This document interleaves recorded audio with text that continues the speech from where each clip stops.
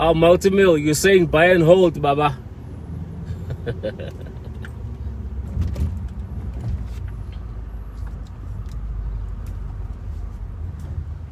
Good day, guys. Good afternoon. Hope you guys are well. Hope you guys are great. Hope you're having a fantastic day. Mr. Grootboom, how's it, Baba? Mr. Dlanjwa?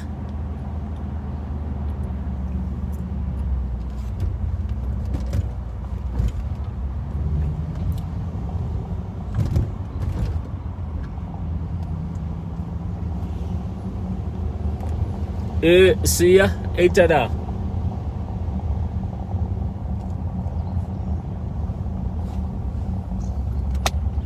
So, we'll talk about Bitcoin just now, but I just want to show you something.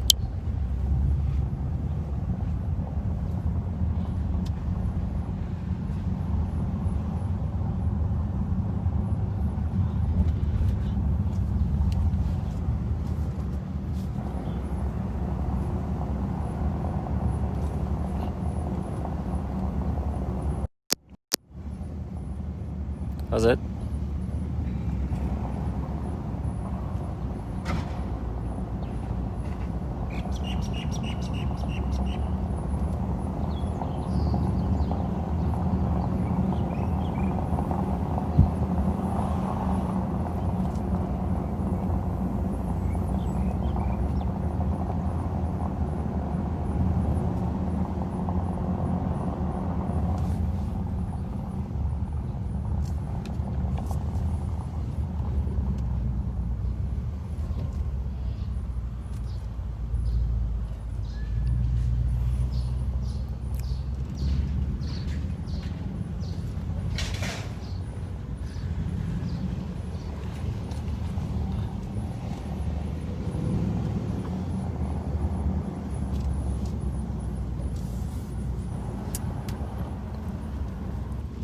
Enough inspiration yet? Are you guys having enough inspiration yet? Or not really?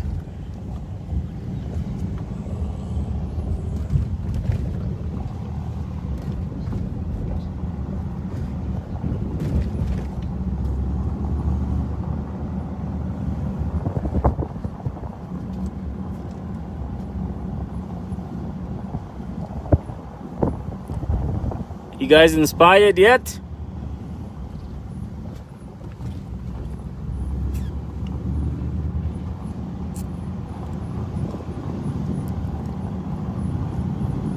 Hope you guys are inspired, because I am very inspired.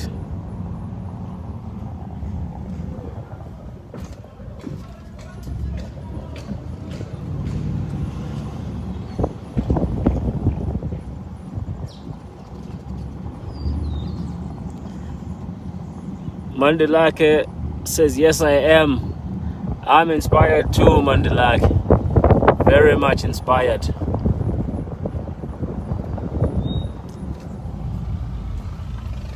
Okay.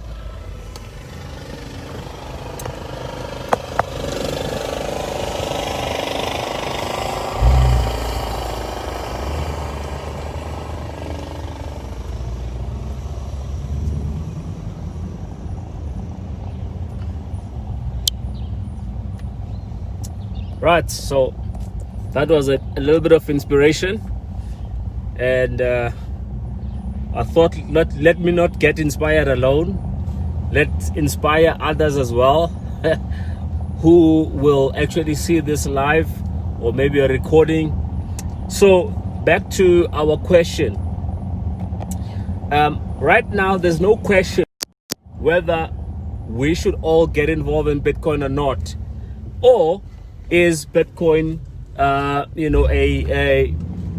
something that we should look at.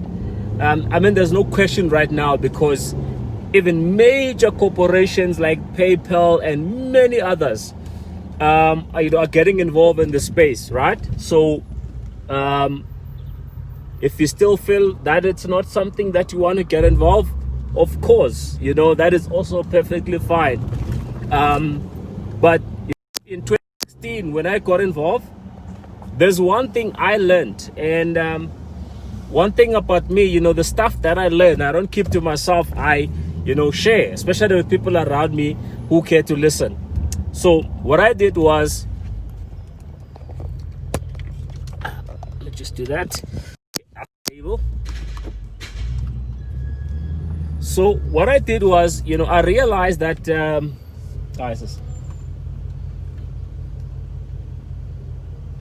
so I realized that, for ordinary people like myself, who not trust fund kids or anything of the sort, I realized that, the whole Bitcoin story, cryptocurrency story, it's something that was highly time sensitive. Why? Because at the time when I got involved, Bitcoin was 8,000 Rand. Okay? Bitcoin was 8,000 Rand. And I said, this is not going to remain 8,000 Rand for long. Okay? Therefore, it's time sensitive for ordinary people because, I could hustle maybe 8,000 Rand and buy one Bitcoin or anything, something like that. Ordinary people could do that in my view. So, but what I meant when I say time sensitive, it's because I knew that, this day would come. I did not know when, but I knew that this day would come where one Bitcoin is about 600. I haven't checked today. It could be maybe a little bit less than that. I don't know. But, I knew that a day would come where one Bitcoin will be 600,000. I know that one day will come where one Bitcoin will be 1 million. It's just that nobody has a crystal ball to say when that should happen. Okay, so why is it that we're confident that day will come? It's simply because of the data that we have at hand, right? It's because of our understanding of what Bitcoin is, of our understanding of how big these markets that Bitcoin is competing for, and how well Bitcoin is doing in actually competing for those markets. So it's a matter of time, where Bitcoin starts to eat away at the market cap of all these other, assets that Bitcoin is basically, competing with. Okay, so we know that, right? That is just a matter of time. One day Bitcoin will be 1 million Rand. I don't know when. Okay, so one of the questions that I normally get from people is one of the questions I normally get from people is that, okay, now that we know, Bitcoin is here and Bitcoin, is this wonderful thing and so forth, people say, so which is better, is it better for me to earn in Bitcoin or is it better for me to buy and hold Bitcoin? Okay. Now, my answer to that has always been, I don't know. I will tell you my rationale for opting to earn in Bitcoins than just buying and holding, okay? And by the way, I did buy and hold. I sold my house, my very first house, we sold it. And, I think we got like 120 or 30 profit from there. And we bought Bitcoins with that money. That was in 2016 in December. When the property registered and we got our money. So we bought Bitcoins with that money, okay? So that's one. So we did do buy and hold. But let me tell you why, for most people, buying and holding is not necessarily something, that's gonna, solve our financial situation, okay? One, I always make an assumption that I'm talking to people who want to be wealthy, right? Who want to make a lot of money, who want to be rich. I always make that assumption, right? Whether rightfully so or wrongfully so, I don't know, but I always make that assumption. Okay, so I think it's proper to say that so that you understand my point of view and my thinking.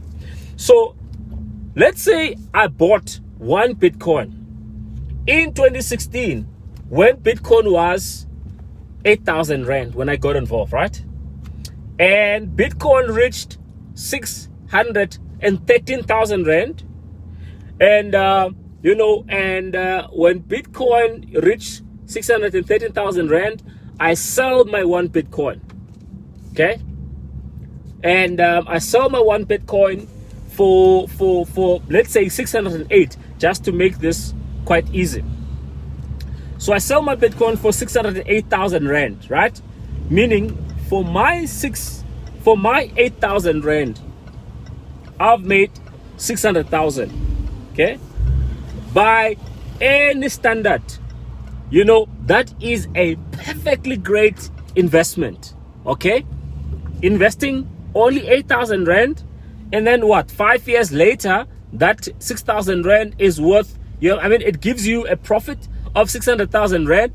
That is a perfectly fine, return on investment that you're not gonna find probably anywhere else. Okay, so now that's one.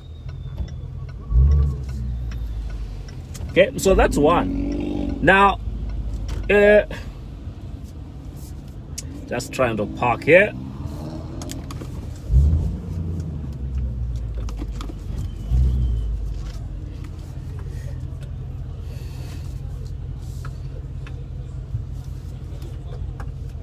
Okay.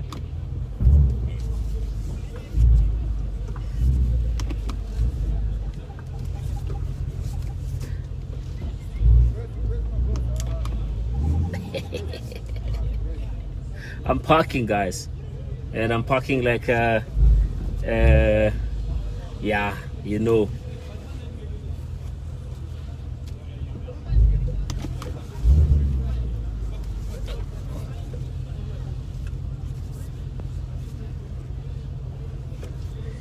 We wouldn't want to be using our Bitcoins to pay somebody else's car that we just bumped, right?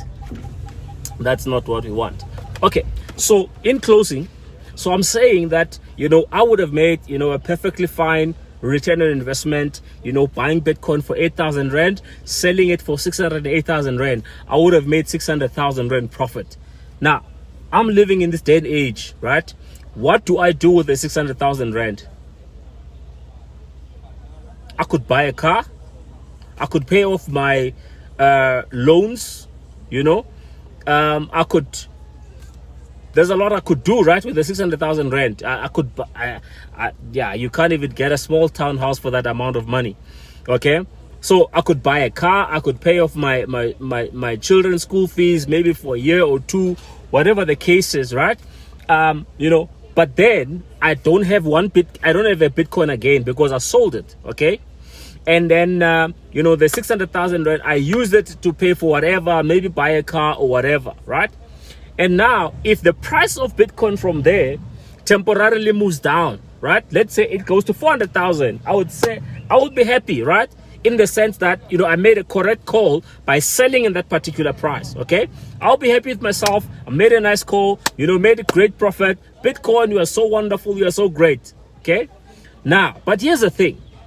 What if then a year or 6 months down the line, Bitcoin starts going up, you know, and now it gets to 650,000 rand? I'll be like, had I waited and sold only now, I could be making a little bit more profit. And, you know, 3 months down the line, Bitcoin goes to 700,000 rand. How about it goes to 800,000 rand? You know, I no longer have that one Bitcoin. I sold it. Okay, and I made profit, yes. But what's going to happen? What do you think is going to happen when the price of Bitcoin keeps on going up and I don't have a Bitcoin? How much will it cost me to get my one full Bitcoin again? Remember, now Bitcoin is 800,000 rand as an example, right? So meaning it's going to cost me 800,000 rand to get one Bitcoin. Okay, so that's why I'm saying, you know, yes, we must live. Yes, we've got lots of stuff to do. You know, I mean, we had a lot of stuff to do. But for me, it's rather great if I find a way to earn in Bitcoins.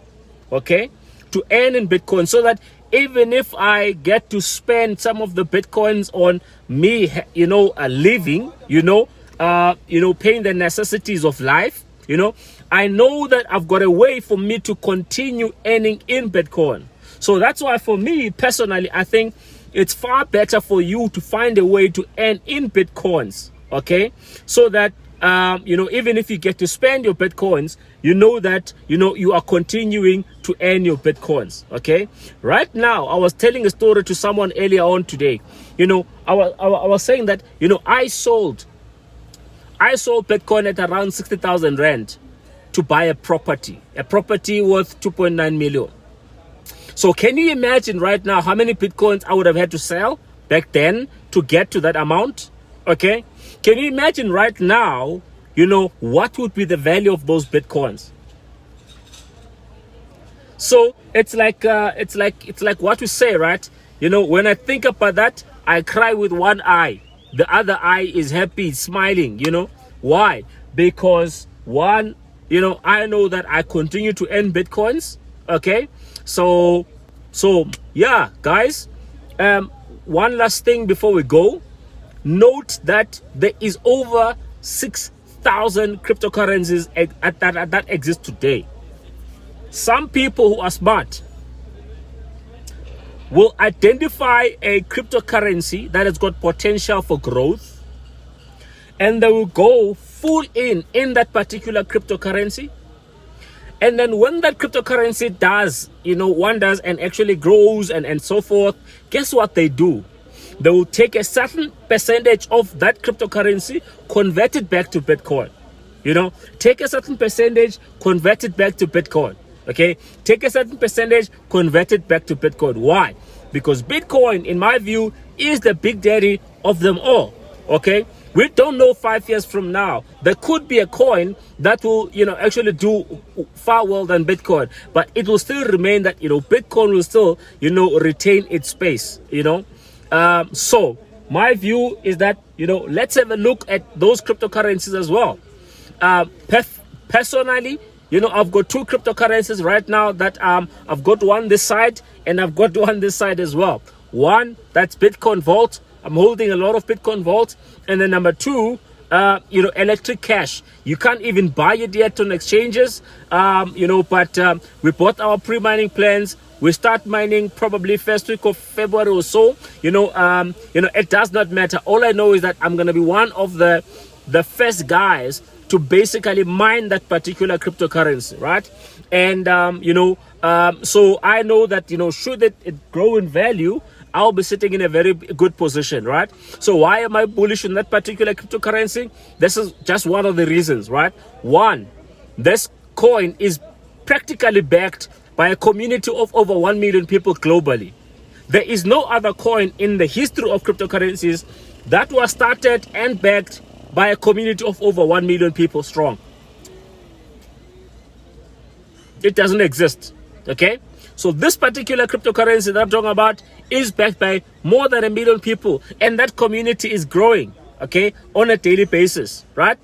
And I know come February there's going to be a lot of excitement regarding this particular coin, and I will be better positioned, right, for this particular one.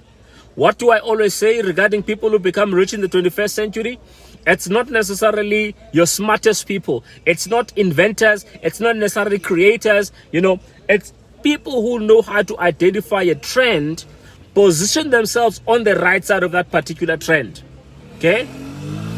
And, and then, become wealthy, through that trend. Let me give an example. People who believed in the issue of electric cars to be the future, who then bought stock of Tesla when it listed, the first time it listed, the first IPO, those guys are sitting pretty right now. You say you're looking at Elon Musk becoming the world's richest man. People don't know that for him to get there, he takes millions of other people who actually bought stock of Tesla when it initially listed. Yeah, there's been people who've been trading the stock, right? Buy, sell, buy, sell, buy, sell. I'm not that person, right? I'm not that person. I rather want to earn passively and instead of buying and selling. So guys, let me go to my meeting. I hope you got something here. The reason why for me I prefer earning a particular earning in Bitcoins than just buying and holding is because I can only have so much money to buy, right? I can only have so much money. And number two, If I then sell, make a profit, then I don't have the asset that gave me those gains. Okay, so which means I then need to have to go and buy the asset again, and now I'm buying at a much more, expensive price. So it's much better for me to actually earn that particular currency, okay, or that particular asset that grows in value. Cheers, guys. Stay blessed. Love you all.